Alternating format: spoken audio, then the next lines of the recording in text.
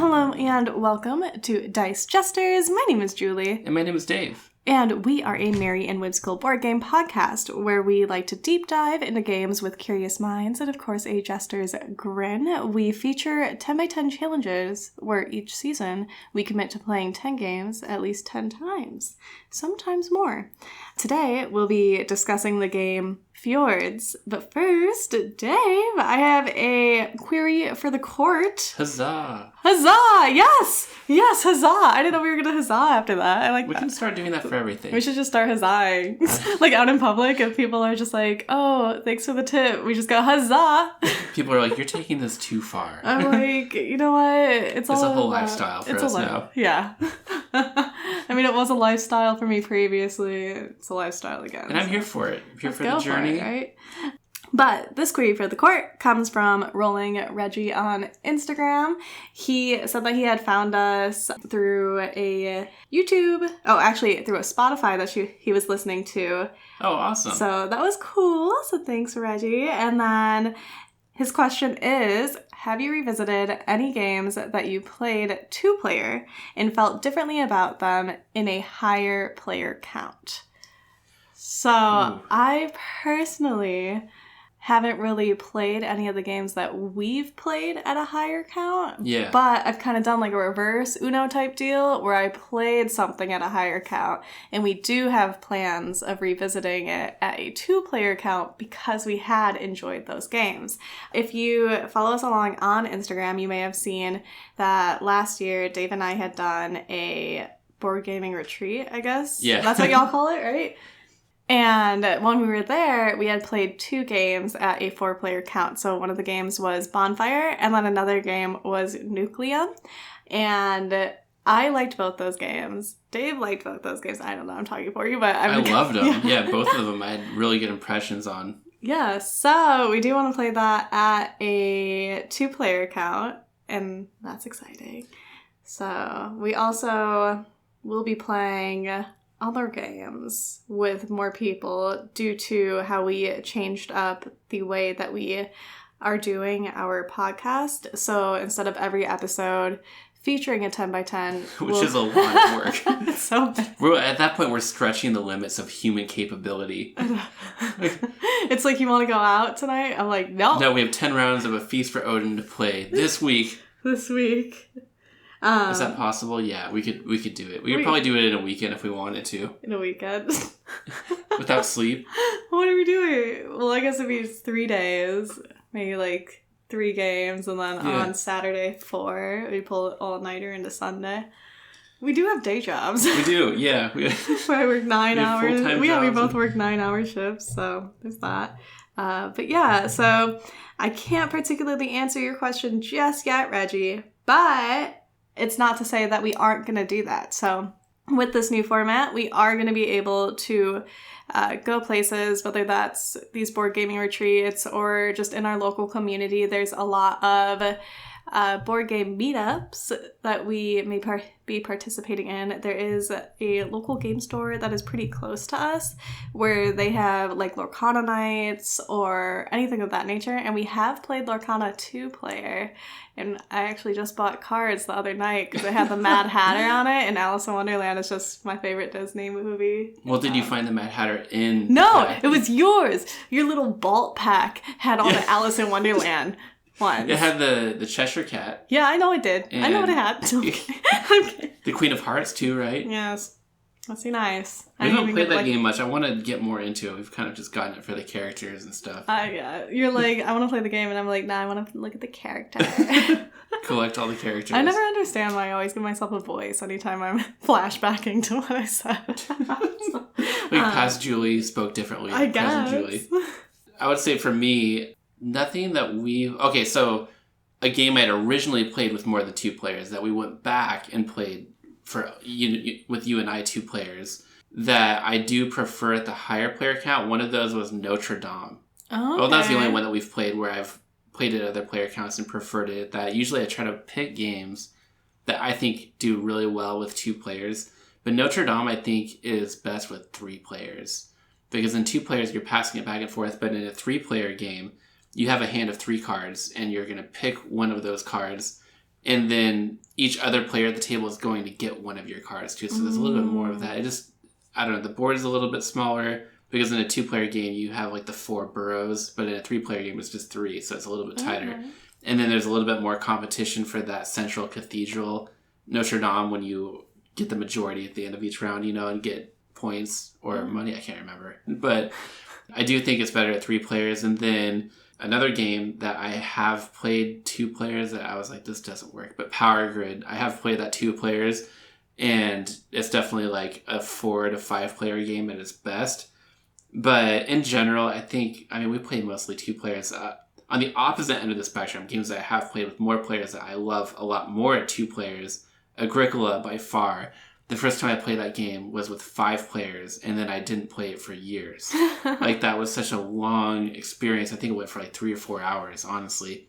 And I think I've heard a lot of people say that that's not the best player count, but it kind of dissuaded me from wanting to play the game just due to how hard it was for me to learn. I was like brand new to the hobby. But then playing a game that long where I lost that terribly and just couldn't figure out what to do, it was like, wow, this is really tough. But then I played it with 2 players. It's really quick. And then the card drafting that we do back and forth, I really like that. Well, then what interests you about Nucleum that made you want to go back? Because you also came in last place for that. It intrigued me because I like games that have route building in it. Okay. And then also engine building too. And this game seemed to have both. And yeah, I didn't do well at all, but I was like, I think that we learned it in a 4-player format. I do like learning games at the lower player count more because I feel like I'm pressured when I'm learning a game with more people at the table that I need to take my turns really quick. And I may not fully understand what I'm doing, but I don't want to create the perception that I don't understand what's going on. So I just make quick turns and then 9 times out of 10 it ends up not being good. But that was enough for me to learn the game. And I do know that there's a 2-player map in that. So I was like, I think this game is going to be a lot quicker with 2 players because it was like 3 or 4 hours with 4 players learning the game. I think that it'll be a lot faster with us. So also Castles of Burgundy, I've played that a lot with 3 players. I do like it best at 2 because it's a lot quicker. I think with each player it adds maybe 30 minutes to the game. And it's a game that you play so fast with just 2 people. And Underwater Cities, the first time I played that, I've played it 1 time before you and I did the 10x10 challenge. And I think that one is best with 2 players too. Okay. So those are a few on the opposite end. But then, Bonfire Nucleum. I'm really excited to play Bonfire as a Stefan Feld game, which we have played so many. We should, I know, we need what games have we not played with Stefan Feld at this point? We still have some, believe it or not, like Amerigo, Carpe Diem, Civolution we haven't played yet. Isn't that one that you really wanted to play too? Yeah, that is...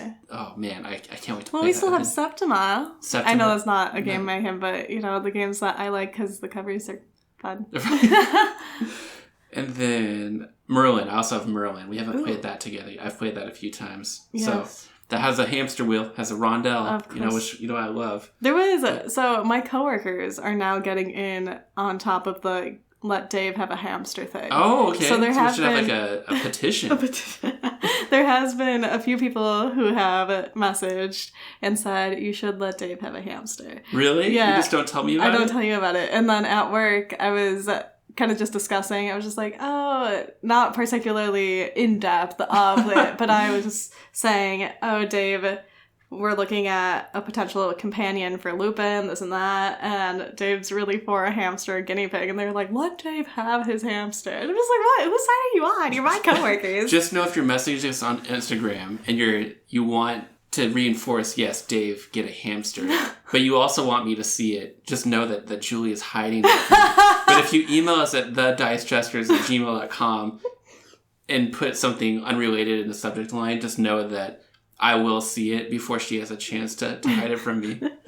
Yes, you usually see the emails first. I am on the Instagram. So whenever you're messaging on Instagram, that's me. So if it's very cute and bubbly and a lot of misspelled words, that's me, not Dave.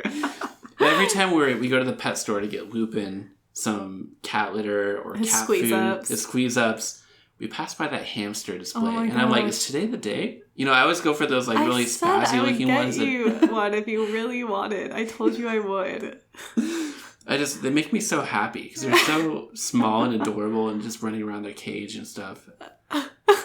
had a hamster. Really? What? His name was Choji. Choji? Yeah, a little Choji coach. What was Choji like? Did he bring you a lot of joy? Choji was sassy, just like Lupin. Like, I would give him certain treats, and if he didn't like the treat, he literally would slap it out of my fingers. He was so silly. Do you believe that pets take on their owner's characteristics? What are you trying to say, Dave? I know, I'm just curious. I don't know. I do believe Lupin. I don't know. I've had really weird animals, which I guess would make sense because I'm just an odd bee. Well, speaking of Lupin, well, first off, do you feel like Lupin is my mini-me? Lupin's pretty chill. What? I mean, he's pretty lazy. I'm not gonna lie. He spends most of his days sleeping. You tend to, from what I observe, you don't like to just sit around idle. You like to be doing things, like whether we're working on creative stuff together, we're going on adventures, like. I think you would become really bored if you just were sitting around at home all day. Like, you need stuff to do. Lupin doesn't seem like he needs anything to do. Most of the day, if he's around and I happen to be here, he's sleeping I don't even know where he's at. But then you come home and he runs straight to the door and maybe he just doesn't need my attention. I don't know what it is. I like when I come home and maybe you two are on the couch and then he looks up and quickly jumps away from you. He's like, you weren't supposed to see this. You walked into something like you shouldn't have seen. Yeah. But all my pets have been pretty chill. Like, I've had some cats in my life and they all are also chill. So I don't know if that's just cats are chill in general or they took on my personality, which is a little bit more laid back. Yeah, you're very laid back. I'm like, out of nowhere, I'm just like, we need to go do this. And you're like, okay, you were just sleeping 2 seconds ago. Yeah. So, yeah. Yeah, your energy spectrum can be wild in terms of, like, we'll be go, go, go, and then all of a sudden you're like, okay, I'm ready for a nap. And you fall asleep in, like, 20 seconds. Like, how do you do that? It's just AI, I guess. But speaking on the topic of Lupin, I have had some questions recently about just kind of what Lupin's like. And I know that we talk about him a lot on the podcast, and I just kind of wanted to just discuss a little bit of his adventures recently because he went on his first nature walk the other day. Yes. He was out in nature, like wooded area, living his best life, majestic. I'm really weary about ticks, so in those areas I keep him in my backpack, but I wear the backpack on front so then he can enjoy the walk. Can I just say something? Because I felt a little bit like a rebel. Because we go to this nature park and there's all these signs that say no dogs. And you're like, are we allowed to bring a cat in here? And I'm like, I don't know that we're not, but also I don't think that anybody thought that they would have to specify no cats. So maybe it's just no pets are allowed in the nature park. There were a lot of rules at this nature park. So we brought Lupin in, and I was like looking around, is somebody going to come approach us and say, you're not allowed to have a cat? But nobody really seemed to care. You're so bad, Dave. Yeah, no, I think he really enjoyed it. I know he likes the wind a lot, so, and I'm happy that, you didn't get yelled at, Dave. Breaking the rules just gives me anxiety, so. What? Okay, well, I looked at the rules. Breaking the rules gives me anxiety, too. Why do you think I'm such a baddie? Like, what's the craziest thing you've done in your life? I brought a cat into a nature park. Is that the craziest thing you've done in your life? I don't know. I don't know if I'm allowed to say the craziest thing I've done in my life. I had, like, too much root beer once. Oh, my God. But, yeah. So, let's get into this game that I can't pronounce. Yeah, so this week's Tales from the Table... Playing A Feast for Odin was fun, but quite a bit. And I feel like I wanted to find a game for us to play that would kind of let us chill out, had like more of like a relaxing vibe, and give us a chance to kind of refresh our brain before getting into, well, I'm excited to talk about what we'll be playing next in our Offering to the Crown, but I'm excited to hear it. We also had this whole Viking thing going on. We did. I was like, I have this game that's been laying around that I got a while ago that I haven't really had a chance to play called Fjords. Yes. And when I told you about it, you seemed a little bit excited. Yeah. Knowing it was Viking themed. And this game needed no introductions. You just had the middle and I saw the tiles and I just started going. Yeah, that was really crazy because I just explained this game as this is like Carcassonne meets Through the Desert, which is pretty accurate, I think. Mm-hmm. And then you said, okay, let's go. And you just started playing. Like, wait, you don't understand anything about the game, but you got it all right. Did you watch a video before we played it or something? Okay, I'm not going to lie. I cannot watch playthrough videos. Okay. Unless they're, like, sped up somehow. They're too long for my attention span when it comes to that stuff. So, no, I didn't watch a video. You just said it was, like, Carcassonne and Through the Desert, and I said, okay. Yeah, which I think is, like...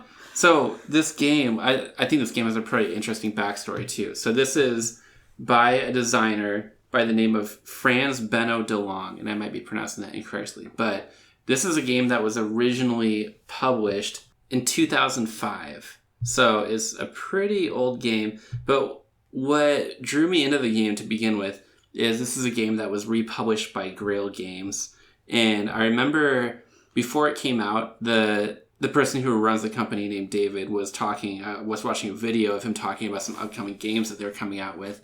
And Grail Games, I think they usually try to acquire older titles and bring them back into print in some way, shape, or fashion. And he was talking about Fjords being like his favorite 2-player game of all time, which I'm always interested in. Anytime somebody says, this is my favorite whatever type of game or my favorite game, I always want to experience that because it's a favorite to somebody, so I think that's really cool. Mm-hmm. But he was saying that the designer of the game unfortunately passed away in 2007, and he wanted to bring this back as like a way to honor his memory, and it was a game he really loved, so that's why he wanted to bring it back into print. And the guy who runs Grail Games, his brother is actually Phil Walker Harding, who designs a lot of games like Sushi Go and Emotep and a bunch of other family weight games. Gingerbread House. He made Gingerbread House, Baron Park, a lot of them. And so he got Phil Walker Harding to design some expansion modules around it. They kind of like reimagined the game a little bit it used to be just strictly a 2-player game, but they brought in the ability to play with 3 or 4 players, and also this epic 2-player variant where you can play with everything and just make it more of a long strategic game. But did you want to try to explain what the game actually is? Oh, thank you. Yeah. So for this game, you have the starting piece, which is a piece that has other connections with it. You place that in the middle of wherever you are playing. You can play on the floor, a table, a bus, a boat. And then you have a bag that they provided you with other tiles in it.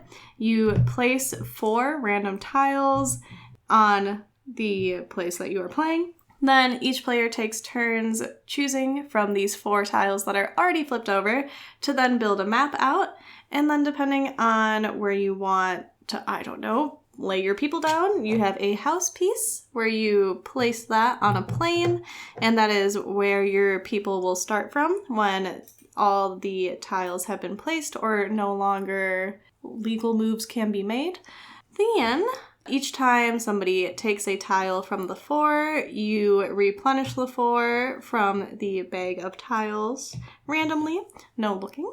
And after all of that's placed, you place down the people and you can block each other because only one person can be on that certain designated spot. So if that person is there and you cannot access a plane to go around them, then you are locked in whatever land that you are locked in. And whoever has the least amount of people left to lay wins, or maybe you ran out. So yeah, it's kind of just like Carcassonne, where you only have a certain amount of pieces to play with. And then it's like Through the Desert, because the camel head is the house. Yeah. And then your little camels are just your people. Yeah, and I love that this game has 2 distinct phases, and they both feel very different. The first half of the game, you're just building a map, just like in Carcassonne, and the placement of it is kind of similar. You have these hexagons in this game. Carcassonne, I think, is squares, right? Yeah. But the terrain has to match. So you have plains, you have ocean, and then you have mountains. And so you have to find a way to place them in. But then when you place a tile, like you said, you have the option to place a longhouse. So you're kind of strategically trying to figure out where you want to place these longhouses as the map continues to build. Or maybe somebody placed a longhouse and you can like mess up the terrain over there, so they're not going to be able to get as many Vikings out on the board.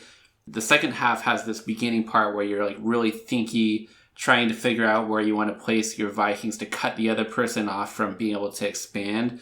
And then the end of it, you're just placing them out really quick because you've kind of sectioned off your areas of the board to get the most Vikings out on the board. So I love the flow of this game, of the first half versus the second half. And then also one thing I really loved about Carcassonne that also carries through to that, pretty similar to this game, is just building this map together where you look at it at the end of the game and it's really beautiful, honestly. They got Bess Sobel to do the art for this, and she does a lot of games that have really pretty looking art and for like nature type of games. Okay.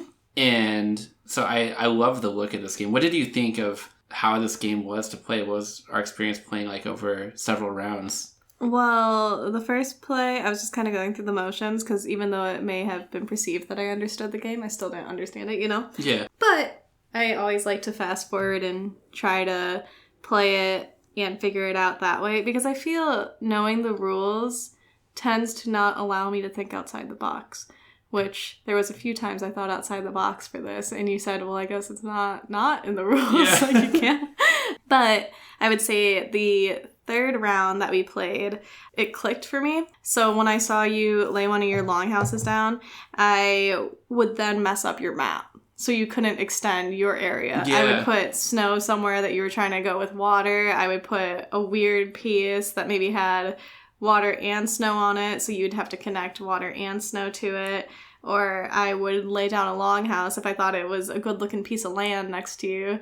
And I'm just like, oh, okay, I see what you're doing, Dave. I see you. So that I would do that. And then it got to the point where we had 4 tiles left over because we made each other just run into walls. I felt as if this game honestly could be a family game. Like if somebody wants to do Carcassonne, but then wants just maybe a little bit more of head-to-head, you could do this one. I'd be curious what it would be like with 3 to 4 players. We obviously just played it with 2, but I think this is a perfect 2-player game. But it could be fun also with more players too, because there is like the ability to block each other out a little bit, but it doesn't feel like super aggressive or super mean. I mean, we are that way a little bit with each other, but it's not like that intense. You know what I mean? It's still a pretty laid back game. Yeah. Especially because you can build your own land somewhere else. So if somebody really does take something that you wanted or you were working on, you could just go your merry way. Yeah. Especially coming from us, being very competitive as we are. So even though we tried to go very competitive with this, because that's just our nature, it still ended up being laid back and fun. And after reviewing this map right here, this tile was made for you, Dave. It's definitely the Loch Ness Monster. Oh, that's in there? That's fun. I was looking at it and I was just like, oh, cute. Oh, I love that. Yeah, it looks just so pretty on the table. Like Carcassonne, you can play it with different play styles. You could try to play it where you're trying to go and take over people's cities, or you can just kind of go off and do your own thing. And this game is kind of like that. And I don't know, I just really love the flow of this game. And then it has comes with all these runes too. Yes, the runes. The runes are really cool, and it mixes up the game. You can play with just one of them. You can play with all of them. And so I think that's what makes it, in my opinion, this would be a really, really good family game because you can play it with all ages, just the very simple variant, or if you're like us and you're like, oh, we want to throw everything in and make it this like big quote unquote epic experience, like you can do that too. So I like that it allows you to customize the type of game that you want to play as well. I did like using the runes. Speaking of the runes, I would wait for you to use all your runes.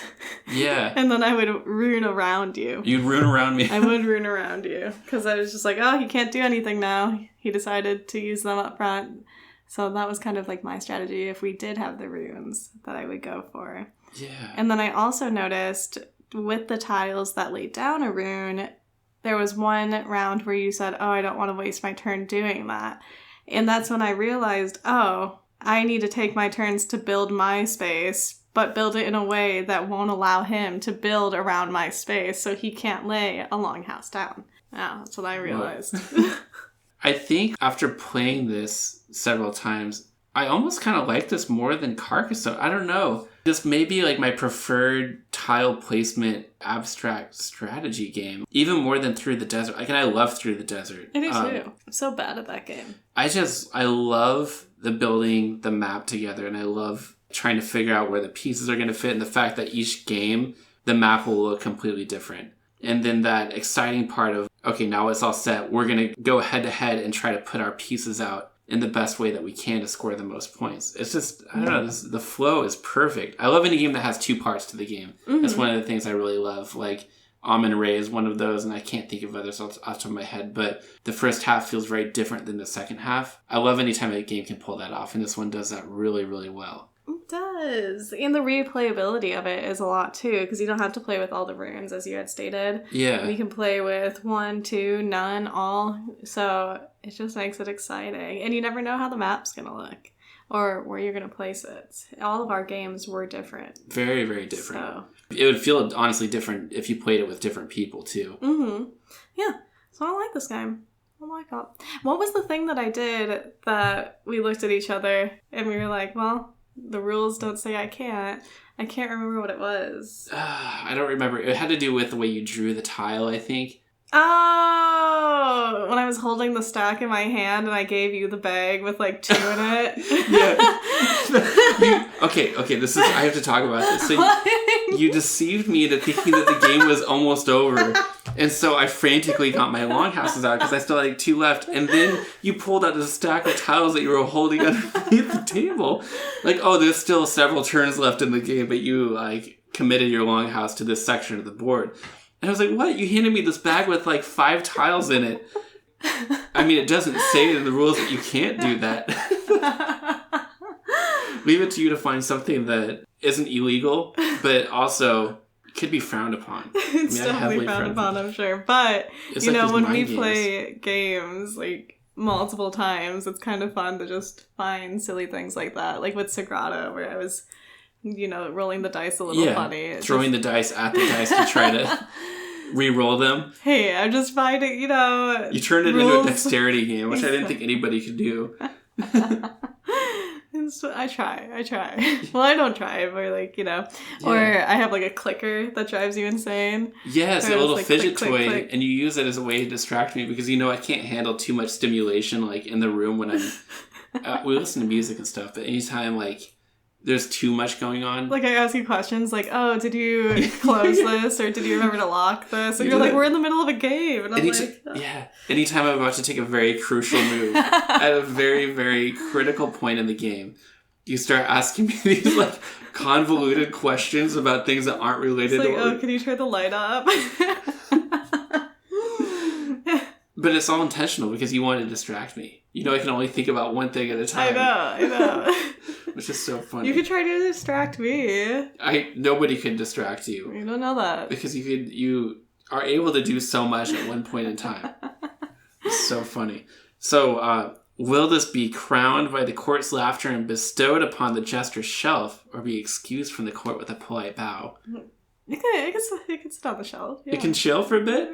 It could chill. Okay, I was nervous because I really like this one. So I like these rune pieces. Because they're actual runes. That's pretty neat. I did want to talk about, I know a little bit about Norse mythology and stuff, but a little bit, not a lot. But it was cool that the abilities that the runes provide were related to what the runes actually stand for, like what they symbolize. So I thought that was really cool. Yeah.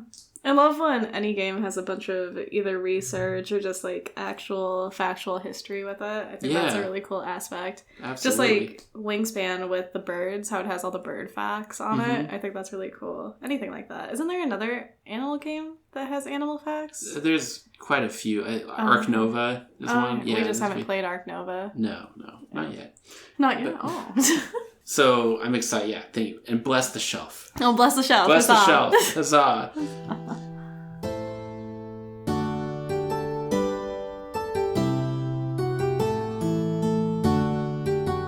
So, Julie, David. we have taken a little bit of a break, you know, after playing a Feast for Odin, and I'm ready to give you the rundown? The next offering to the crown. Okay.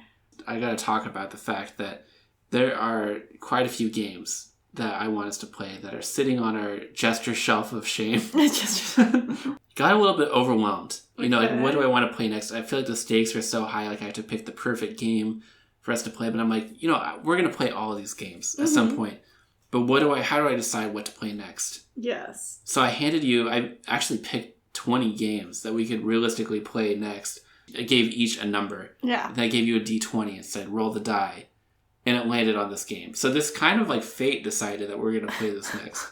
So what I'm going to do is I'm going to read you the backstory. Uh-huh. And then vaguely describe the game. We'll see if this is something that you feel like playing. If not, we'll re-roll the die and we'll put this one in the trade pile or something and move on with our lives. Well, I have that other dice thing that I made that's yes, no, maybe. Maybe that could decide. Oh, okay. So if you say no, then you will bring it to extra we'll bring it level, to fate. next level fate with that. Okay, so are you ready? Yes, I'm ready. 2212. Ginkgo biloba, the oldest and strongest tree in the world, has become the symbol of a new method for building cities in symbiosis with nature. Humans have exhausted the resources that the earth offered them, and humanity must now develop cities that maintain a delicate balance between resource production and consumption. However, habitable space is scarce, and mankind must now face the challenge of building ever upwards. To develop this new type of city, you will gather a team of experts around you and try to become the best urban planner for Ginkgopolis. Wait, isn't that the game? Yeah, that's the name of the game. Yeah, well, you already got the name of the game. Yeah. I gave it away. You gave it away. I'm supposed to say this game whenever it says the name. I messed that up. So we know what the game is. Have you heard of this game? Have you seen? From you, yeah. Okay. Yeah, I've heard of you because it was a name I couldn't pronounce, and you were just like, "Oh yeah, I want to play this game." Blah blah blah. And I was just like, "What is it?" And you're like, "Don't worry about it." But is it not? Yeah, that's what you said. It is. So I've never played this game before. And I'll be honest, I read the rules for it. I opened it up, brand new out of shrink, and read the rules. And I'm like, this is like a very wonky game. And so I don't really quite know how to describe it, but it has card drafting. It has some city building, like a shared city space. You're trying to build upward. You're trying to build outward. You're trying to get resources, have majorities in different areas. It has some engine building, tableau building. So a lot of stuff. I think we'll be able to jump in and just play it, but I'm intrigued by this because this is a game that for many years I've been exploring, what games do I want to try and pick up? And this one's been on the people's list of their favorite game from people over the years that I continuously see talk about. So I'm like, I think now's the time to play Ginkgopolis. I think you and I are going to have some fun with this. Yeah, And it seems a little bit less daunting than Feast for Odin, table space-wise. I haven't seen this one on my table, so... Not yet. Well, our table. Yeah. Our table. So... Yes. Do you deem this one worthy of the crown's curiosity or unworthy of the crown's curiosity? Yeah, it's pretty worthy, yeah. Long live the Jester Queen! The court is blessed by your curiosity! I'm laughing because I'm like... Do we do this at the end of our wedding? People would be so confused. They'd be so confused. They'd be like, what's happening right now? Yeah.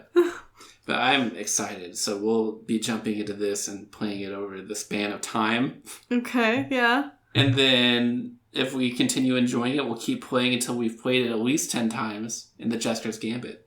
And then we'll, come back with the feature episode, which is going to be outlined like our previous seasons, where it's beginning, middle, and end. So you get all the impressions first on the table, first after playing, and then after however many. Yeah, a lot. The whole journey. At least the whole 9 journey. Plus. Well, at least 9. Yeah. We're excited to share that with you, and thank you for taking the journey with us, and thank you, Julie, for always taking the gaming journey with me. Of course, Dave. Thanks for being my.